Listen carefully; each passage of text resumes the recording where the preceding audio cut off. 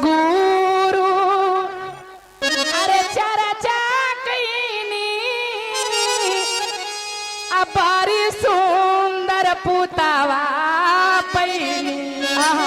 जय शंकर भगवान की जय। शिव के चर्चा कैली तो महादेव से तो मांग ली कि बड़ी सुंदर बेटवा दी है, लेकिन वो बेटवा के लहर अब वातावरण माई के सहल न जाए, इसीलिए भगवान से कहने का शिष्या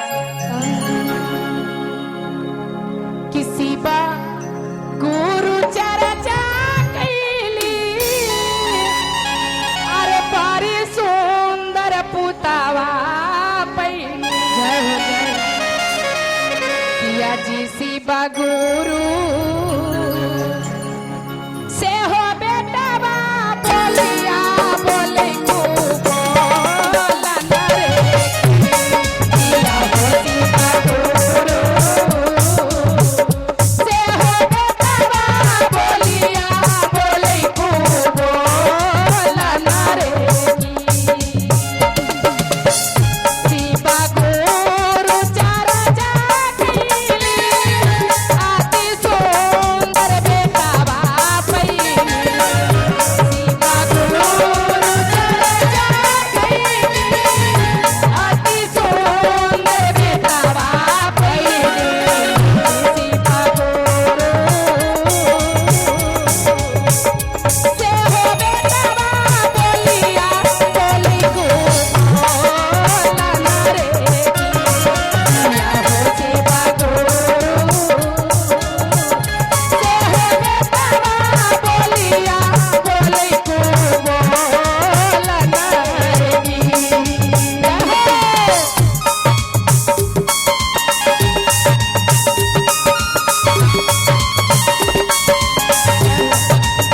जय ताली बजा के झूम के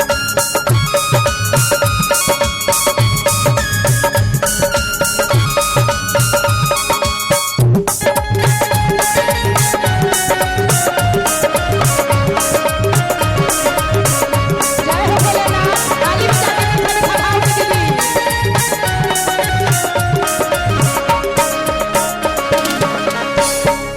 और रो रो के शिष्या भगवान से कहते कि प्रभु जी बेटवा तो देला, लेकिन बेटवा के बोली सुन सुन के ना दिन कटाइया ना रात कटाइए, अब कैसे पार लगल भोलेनाथ कहने का भैया बीतत नाही रतिया गुरुजी बीतत नाही दिनवा गुरुजी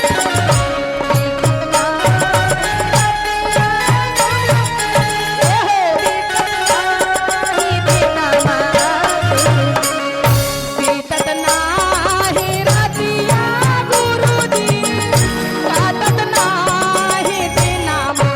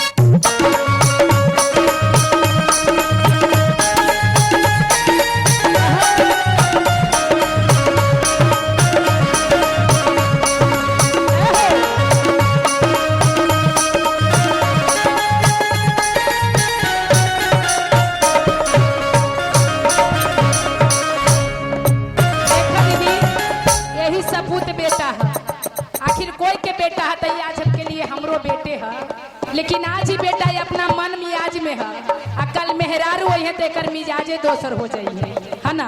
तनी ताली बजा के आओ कहनी का के करा से काही दुखवा के करा सुनाई विपतवा के करा से काही दुखवा के करा सुनाई विपतवा के करा से काही दुखवा के करा सुनाई विपतवा के करा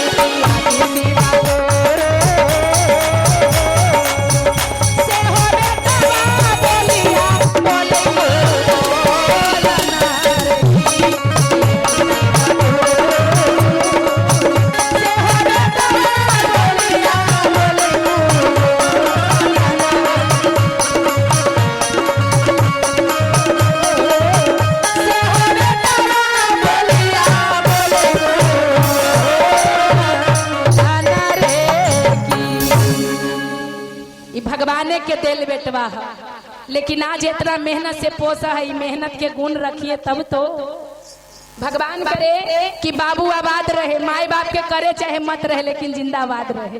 बोले सच्चे दरबार है कि जय। आज के आनंद भगवान है कि जय।